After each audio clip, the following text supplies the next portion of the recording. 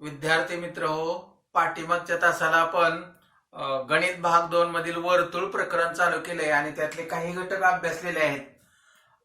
त्याच्या पुढे जाऊ आपण. आजचा घटक आहे सिकॅन्ट अँड टँजंट, छेदिका आणि स्पर्शिका. तर छेदिका, वर्तुळाची छेदिका म्हणजे काय, वर्तुळाची स्पर्शिका म्हणजे काय, तर ह्या व्याख्या आपण या ठिकाणी पाहणार आहे आणि पुढच्या घटकाकडे जाणार आहे. तर पहिल्यांदा आपण या आकृती नंबर 1 चं निरीक्षण करू.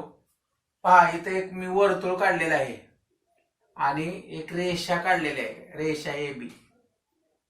मग ही जी रेषा ए बी आहे ती त्या वर्तुळाला ए आणि बी अशा दोन बिंदूमध्ये छेदते आणि मग या रेषेला आपण काय म्हणणार आहे, छेदिका. म्हणजे वर्तुळाला दोन भिन्न बिंदूमध्ये छेदणाऱ्या रेषेला त्या वर्तुळाची छेदिका म्हणतात किंवा वृत्तछेदिका असंही म्हटलं जातं. A line intersecting any circle at two different points. This line is called the secant of the circle. A line which is intersect any circle at any two different points. This line is called the secant of the circle. In this figure, line AB intersect a given circle at A and B 2 point. Therefore, line AB is the secant of the circle. दुसऱ्या आकृतीकडे जो आपण निरीक्षण करा, तर इथेही मी एक वर्तुळ काढलेलं आहे, एक रेषा काढलेली आहे आणि ती रेषा आणि ते वर्तुळ यांना P हा सामायिक बिंदू आहे. म्हणजे रेषा वर्तुळाला फक्त एकाच बिंदूतून छेदून जाते. आणि मग आपण इथं म्हणणार आहे, जर दिलेले वर्तुळ आणि रेषा यांना एकच बिंदू सामायिक असेल तर त्या रेषेला त्या वर्तुळाची स्पर्शिका म्हणतात. किंवा जर दिलेली रेषा वर्तुळाला एका बिंदूत छेदत असेल तर त्या रेषेला त्या वर्तुळाची स्पर्शिका म्हणतात. आणि मग ज्या बिंदूमध्ये छेदते त्या बिंदूला स्पर्श बिंदू म्हटलं जातं. आणि म्हणून या ठिकाणी P हा स्पर्श बिंदू आहे. तर रेषा L ही त्या वर्तुळाची स्पर्शिका आहे असं आपल्याला म्हणता येईल. In this figure, line L and circle have common point P. Means here line L intersecting given circle at the point P. Therefore, this line is called a tangent of the circle. If any line intersect a given circle at one point, then this line is called a tangent of the circle. And here point P is the point of contact. म्हणजे P बिंदूला स्पर्श बिंदू म्हटलं जातं की जो common point आहे रेषा L आणि वर्तुळ यांचा जो कॉमन पॉइंट आहे त्याला काय म्हटलं जातं, पॉइंट ऑफ कॉन्टॅक्ट. ठीक आहे, आपण पुढच्या ऍक्टिव्हिटीकडे जाऊ. तर या ठिकाणी तुम्हाला एक सर्कल वर्तुळ काढलेला आहे, वर्तुळाचा केंद्रबिंदू O आहे आणि मग मी AB ही जी रेषा काढलेली आहे ती रेषा आणि OP ही त्रिज्या आहे, यामधला कोन काटकोन घेतलेला आहे. आणि तशीच परत दुसरी रेषा काढलेली आहे, ती रेषा त्रिज्या OP ला लंब आहे. तशी तिसरी रेषा काढलेली आहे, ती रेषा त्रिज्या OP ला लंब आहे. आणि मग मी काय केलं, पुढे रेषा काढत गेलो. अर्थात ह्या प्रत्येक वेळेला काढलेल्या रेषा एकमेकाला समांतर ठेवल्या आणि मग ह्या रेषा मी पुढे आणल्या, अगदी P बिंदूवर आणल्या. तर P बिंदूवर आणल्यानंतर तुम्हाला ती रेषा फक्त रेषा दिसेल, ती त्या वर्तुळाची छेदिका होणार नाही. म्हणजे ती रेषा आणि ते वर्तुळ यांना एकच बिंदू सामायिक असेल.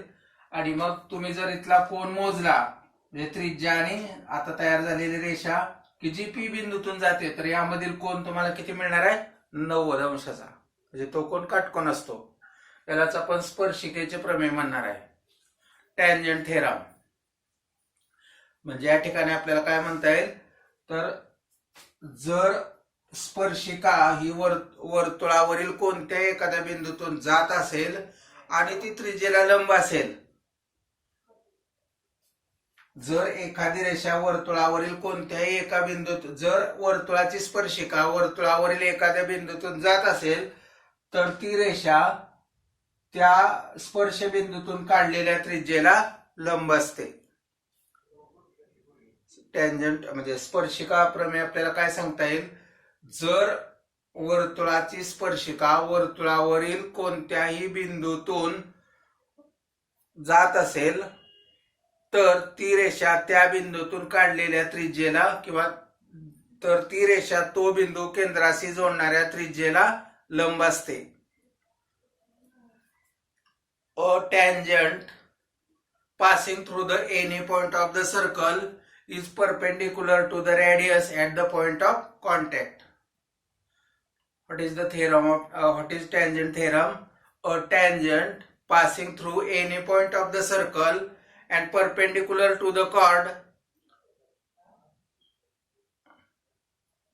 Wrong. I repeat here. A tangent passing through any point of the circle and perpendicular to the radius. परत एकदा रिपीट करतो, मी मराठीतून सांगतो. जर एखादी स्पर्शिका वर्तुळावरील एखाद्या बिंदूतून जात असेल आणि तो बिंदू जर केंद्राशी जोडून त्रिज्या तयार होत असेल तर ती त्या त्रिज्येला लंब असते. म्हणजे वर्तुळाची स्पर्शिका ही वर्तुळावरील बिंदूतून जात असताना तो बिंदू जर केंद्राशी जोडून त्रिज्या तयार होत असेल तर ती रेषा त्या त्रिज्येला लंब असते. अ tangent passing through any point of the circle is perpendicular to the radius at the point of contact is known as the theorem of tangent. ठीक आहे, आपण पुढच्या घटकाकडे जाऊ. ठीक आहे, त्याचा पुढचा घटक आहे tangent theorem. A tangent at any point of a circle is perpendicular to the radius at the point of contact. A tangent at any point of the circle is perpendicular to the radius at the point of contact is known as the theorem of tangent. स्पर्शिका त्रिज्या प्रमेय. वर्तुळाच्या कोणत्याही बिंदूतून जाणारी स्पर्शिका तो बिंदू जोडणाऱ्या त्रिज्येला लंब असते. वर्तुळाच्या कोणत्याही बिंदूतून जाणारी स्पर्शिका तो बिंदू केंद्राशी जोडणाऱ्या त्रिज्येला लंब असते. म्हणजे थोडक्यात आपण आकृतीचं निरीक्षण करू की रेषा एल ही त्या वर्तुळाची स्पर्शिका आहे आणि मग ओ हा वर्तुळाचा केंद्रबिंदू आहे. मग ही स्पर्शिका मी ए बिंदूतून काढलेली आहे आणि मग रेख ओ ए ही या वर्तुळाची त्रिज्या झाली आणि मग ही रेषा एल आणि त्रिज्या ओ ए यामधला कोन काटकोन मिळतो आपल्याला. त्या थेरम मध्ये आपल्याला हेच पाहायचं आहे की what is the relation between tangent and radius. Line L is perpendicular to segment OA. म्हणजे रेषा L रेख OA ला लंब आहे हे यातून आपल्याला मिळणार आहे. याची सिद्धता तुम्हाला तिथे दिलेली आहे, अधिक माहितीसाठी आहे, तुम्ही ती अभ्यासू शकता. परीक्षेसाठी विचारले जाणार नाही, परंतु हे वाक्य आपल्याला सांगता आलं पाहिजे. वर्तुळाची जी स्पर्शिका असते ती वर्तुळावरील कोणत्या बिंदूतून काढली आणि तो बिंदू जर केंद्राशी जोडत असेल तर केंद्राशी जोडलेल्या बिंदूतून जाणाऱ्या त्रिज्येला ती रेषा लंब असते. A tangent at any point of the circle is perpendicular to the radius at the point of contact. तर हे प्रमेयाचं वाक्य आपण लक्षात ठेवायचं. म्हणजे ज्या ज्या ठिकाणी तुम्हाला त्रिज्या आणि स्पर्शिका एकत्र आलेले दिसतील तर त्या स्पर्शबिंदू जवळ तयार झालेला कोन किती असतो, 90 अंशाचा. आपण पुढे जाऊ. ठीक आहे, आपण त्याच्या पुढे जाऊ. त्याचा पुढचा घटक आहे स्पर्शिका त्रिज्या प्रमेयाचा व्यत्यास, कॉन्व्हर्स ऑफ टँजंट थेरम. मग काय प्रमेय आहे तर वर्तुळाच्या त्रिज्येच्या बाह्य टोकातून जाणारी आणि त्या त्रिज्येला लंब असणारी रेषा त्या वर्तुळाची स्पर्शिका असते. वर्तुळाच्या त्रिज्येच्या बाह्य टोकातून जाणारी आणि त्या त्रिज्येला लंब असणारी रेषा त्या वर्तुळाची स्पर्शिका असते. Theorem. A line perpendicular to a radius at its point on the circle is a tangent to the circle. A line perpendicular to a radius at its point on the circle is a tangent of the circle. तर हे जे प्रमेय आहे हे आपण इथं सिद्ध करणार आहे. त्यासाठी मी इथं आकृती काढलेली आहे पहा. तर आकृतीत वर्तुळाचा केंद्रबिंदू एम आहे, रेख एम एन ही त्याची त्रिज्या आहे आणि रेषा एल एन बिंदूतून जाते आणि रेषा एल आणि एम एन मधला कोण किती आहे 90 अंशाचा. तर आता ह्या वाक्यानुसार आपल्याला याचा पक्ष साध्य सिद्धता रचना असेल तर रचना करावी लागणार आहे. तर मी इथं अगोदर तुम्हाला पूर्ण पक्ष साध्य रचना आणि सिद्धता सांगतो पहा. तर वाक्यानुसार आपल्या लक्षात येईल वर्तुळाच्या त्रिज्येच्या बाह्य टोकातून जाणारी आणि त्या रेषेला लंब असणारी रेषा त्या वर्तुळाची स्पर्शिका असते. म्हणजे रेषा स्पर्शिका असते हे साध्याकडे जाणार आहे. मग पक्षामध्ये माहिती काय येणार आहे तर वर्तुळाचा केंद्रबिंदू कोणता आहे, वर्तुळाची त्रिज्या कोणती आहे आणि मग रेषा त्या त्रिज्येला लंब आहे एवढी माहिती पक्षात येणार आहे. म्हणजे पक्ष काय असेल बघा. पक्ष आकृतीमध्ये एम हा वर्तुळाचा केंद्रबिंदू असून रेख एम एन ही त्रिज्या आहे. रेषा एल लंब रेख एम एन असं पक्ष असेल. म्हणजे given for semi in the figure M is the center of the circle, segment MN is the radius of the circle and line L perpendicular segment MN. तर हे गिव्हन असेल. आपण पुढे जातोय टू प्रूव्ह कडे. म्हणजे साध्य. साध्य काय तर ती रेषा त्या वर्तुळाची स्पर्शिका असते. म्हणजे काय होईल तर रेषा L ही वर्तुळाची स्पर्शिका आहे. To prove line L is the tangent of the circle. Then proof सिद्धता. आता तुम्ही रेषा एल नंतर त्रिज्या एम एन आणि वर्तुळ आणि याच्याशिवाय आपण या ठिकाणी बदल दिसतो पी बिंदू घेतलेला आहे तर ते रचनेमध्ये येणार आहे. किंवा तुम्ही सिद्धतेत पहिली ओळ लिहिली तर ती रचना होऊ शकते. म्हणजे आपण इथं सिद्धतेमध्ये म्हणू शकतो की आकृतीमध्ये रेषा एल वर एन शिवाय दुसरा एक पी बिंदू घ्या आणि रेख ओपी जोडा. बघा सिद्धतेमध्ये मला पहिलं वाक्य असं लिहिता येईल की आकृतीमध्ये रेषा एल वर पी हा बिंदू घ्या की तो एन शिवाय बिंदू असेल पण रेषा एल वर असेल आणि रेख ओपी जोडा. पुढं मग तुम्हाला हा त्रिकोण एम एन पी हा जो त्रिकोण मिळतो तो काटकोन त्रिकोण मिळेल. का काटकोन त्रिकोण मिळेल तर इथं स्पर्शिका आणि त्रिज्या यामधला जो कोण आहे तो गिव्हन मध्येच म्हणजे पक्षामध्ये तुम्हाला दिले तो काटकोन आहे म्हणून. आणि मग त्रिकोण एम एन पी हा काटकोन त्रिकोण झाला. मग तुम्हाला माहित आहे की काटकोन त्रिकोणामध्ये कर्णाची तुलना आपण कुठल्याही बाजूबरोबर केली म्हणजे ते कर्ण एम पी आहे त्याची तुलना जर आपण एम एन बरोबर केली तर कर्ण हा काटकोन त्रिकोणातील सर्वात मोठी बाजू असते. म्हणजे तुम्हाला एम पी मोठा मिळेल कोणापेक्षा एम एन पेक्षा. म्हणजे M P greater than M N. म्हणजे एम पी हा रेषाखंड एम एन पेक्षा मोठा मिळेल. म्हणजेच या ठिकाणी तुम्ही म्हणू शकता की पी हा बिंदू वर्तुळावर असणार नाही कारण हे जे अंतर आहे एम एन इथं त्रिज्या होईल. म्हणजे आपल्याला म्हणता येईल की हा जो पी बिंदू आहे तो त्रिज्यापेक्षा मोठा आहे. म्हणजे आपल्याला म्हणता येईल त्रिज्या एम पी हे जे अंतर आहे रेख एम पी हे मोठा अंतर आहे कोणापेक्षा त्रिज्येपेक्षा. आणि मग त्रिज्येपेक्षा जर हे अंतर मोठा असेल तर तो बिंदू वर्तुळाच्या बाह्य भागात असणार आहे. म्हणजे पी बिंदू वर्तुळाच्या बाह्य भागात असेल. मग ती रेषा आणि ते वर्तुळ यांना एकमेव कोणता बिंदू सामायिक असेल तर इथं एन हा बिंदू सामायिक असेल. आणि मग पी हा बिंदू वर्तुळाच्या बाहेर येत असल्यामुळं रेषा आणि वर्तुळांना कोणता बिंदू सामायिक असेल तर एन बिंदू सामायिक असेल. आणि म्हणून आपण या ठिकाणी म्हणणार आहे की रेषा एल ही एम एन ला लंब आहे आणि ती एन बिंदूतून जाते म्हणून रेषा एल ही त्या वर्तुळाची स्पर्शिका आहे. तर याची सिद्धता तुम्हाला पुस्तकात दिलेली आहे. मी सेमीसाठी परत ही सिद्धता सांगतो. Proof. Take a point P on line L other point n and draw segment MP. In figure, in triangle MNP, angle N is equal to 90 degree. Therefore, triangle MENP is a right angled triangle. Therefore, MP is the hypotenuse of triangle MNP. आणि मग MP हा मोठा असेल. MP is greater than MN. Therefore MP is greater than radius. Therefore point P is out of the circle but lie on the line L. Here given circle and line L have only one and one common point is N.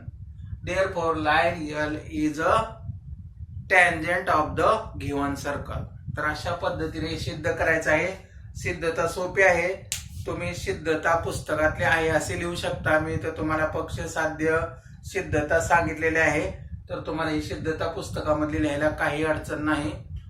समजली असेल तुम्हाला. ठीक आहे.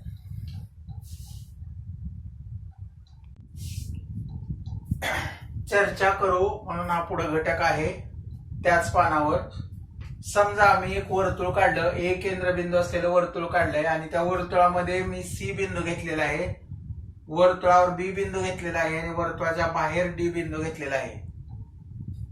In the figure A is the centre of the circle, point C lie in the circle, point B on the circle and point D out of the circle. Then how many tangent can drawn passing through the point C? मग C बिंदूतून जाणारे आपल्याला किती स्पर्शिका काढता येतील विचार करा. तर सी बिंदूतून जाणारे आपल्याला एकही स्पर्शिका काढता येणार नाही, कारण सी बिंदू वर्तुळाच्या अंतर्भागात आहे. मग तो बिंदू आणि ती रेषा यांना एकमेव सामायिक बिंदू असला पाहिजे. सी बिंदू वर्तुळाच्या आत असल्यामुळे आपल्याला त्यातून जर रेषा काढली तर ती त्याची छेदिका होईल, म्हणजे ती रेषा दोन भिन्न बिंदू छेदेल आणि म्हणून सी बिंदूतून जाणारी एकही स्पर्शिका काढता येणार नाही. आता आपण बी बिंदूचा विचार करू. तर बी बिंदूतून जाणारी स्पर्शिका, तुम्ही बी बिंदूतून जाणाऱ्या असंख्य रेषा काढू शकाल, परंतु आपल्याला स्पर्शिका काढायची आहे. तर किती स्पर्शिका काढता येतील बी बिंदूतून जाणाऱ्या? तर बघा, बी बिंदू वर्तुळावर आहे आणि मग स्पर्शिका आणि स्पर्शिकेची व्याख्याच काय, तर वर्तुळ आणि रेषा यांना एकच बिंदू सामायिक असतो, म्हणजे ती रेषा त्या वर्तुळाला एका बिंदूतून छेदून जाते. म्हणजे बी बिंदूतून जर आपण रेषा काढली तर ती त्या वर्तुळाची स्पर्शिका होईल. आणि अशा किती स्पर्शिका काढता येतील, तर एकच स्पर्शिका काढता येईल. आणि त्याच्या पुढचा घटक आहे, आपण आकृतीत दाखवल्याप्रमाणे डी बिंदू घेतला, तो वर्तुळाच्या बाहेर आहे आणि मग आता आपल्याला त्या वर्तुळासाठी किती स्पर्शिका काढता येतील, तर डी बिंदूतून आपल्याला दोन स्पर्शिका काढता येतील. अशा पद्धतीनं मी डी बिंदूतून जाणारी इथे एक स्पर्शिका काढू शकतो आणि मला या ठिकाणी अशी दुसरी स्पर्शिका काढता येईल.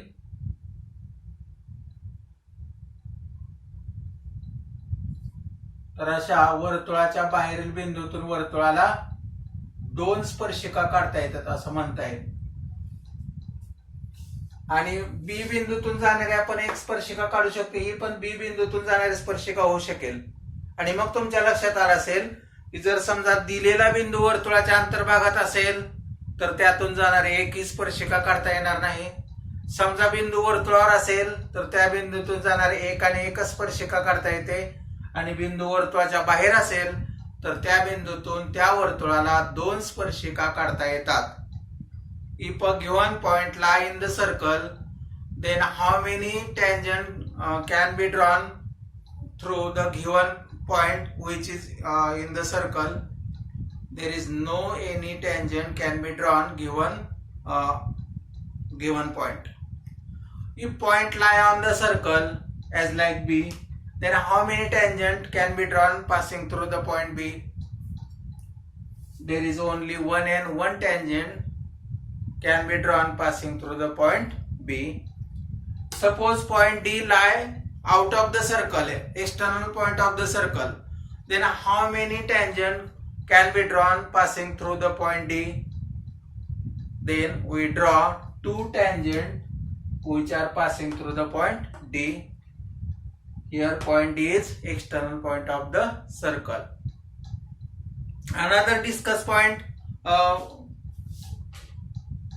in right angle triangle, suppose ABC is a right angle triangle and YAC is greater than AB and BC.